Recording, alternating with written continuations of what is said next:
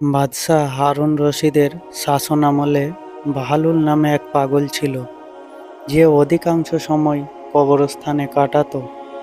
কবরস্থানে থাকা অবস্থায় একদিন বাদশাহ হারুন রশিদ তার পাশ দিয়ে যাচ্ছিলেন। বাদশাহ তাকে ডাক দিলেন, বাহলুল, ওহে পাগল, তোমার কি আর জ্ঞান ফিরবে না? বাহলুল বাদশার এ কথা শুনে নাচতে নাচতে গাছের ওপরে মগড়ালে চড়লেন এবং সেখান থেকে ডাক দিল, হারুন, ওই পাগল, তোর কি কোনোদিন জ্ঞান ফিরবে না?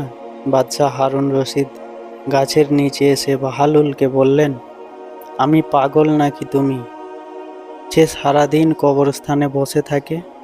বাহলুল বলল, আমি বুদ্ধিমান। বাদশাহ জানতে চাইল কিভাবে। বাহলুল রাজপ্রাসাদের দিকে ইঙ্গিত দিয়ে বললেন, আমি জানি এই রঙিলা দালান ক্ষণিকের আবাসস্থল এবং এটি কবরস্থান, স্থায়ী নিবাস। এজন্য আমি মরার পূর্বেই এখানে বসবাস শুরু করেছি। অথচ তুই গ্রহণ করেছিস ওই রঙিন শালাকে আর এই স্থায়ী নিবাসকে, কবর এড়িয়ে চলছিস। রাজপ্রাসাদ থেকে এখানে আশাকে অপছন্দ করছিস, যদিও তুই জানিস এটাই তোর শেষ গন্তব্য। এবার বল, আমাদের মধ্যে কে পাগল? বাহলুলের মুখের এ কথা শোনার পর বাদশার অন্তর কেঁপে উঠল। তিনি কেঁদে ফেললেন, তার দাড়ি ভিজে গেল।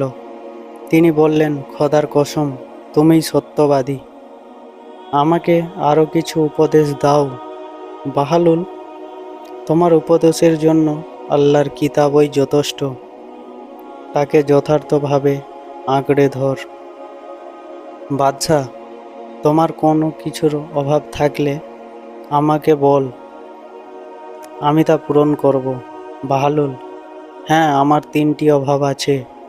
এগুলো যদি তুমি আমার পূরণ করতে পারো তবে সারা জীবন তোমার কৃতজ্ঞতা স্বীকার করব।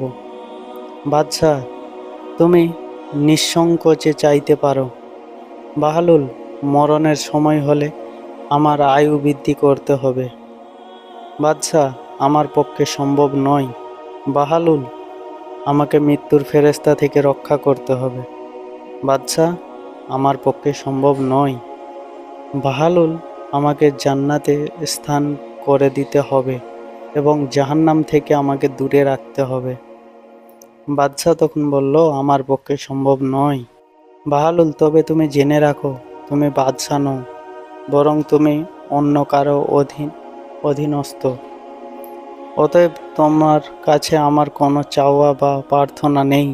আল্লাহ তাআলা আমাদেরকে এই দুনিয়ার রং তামাশা ছেড়ে কবরের প্রস্তুতি গ্রহণ করার তৌফিক দান করুক। আমিন।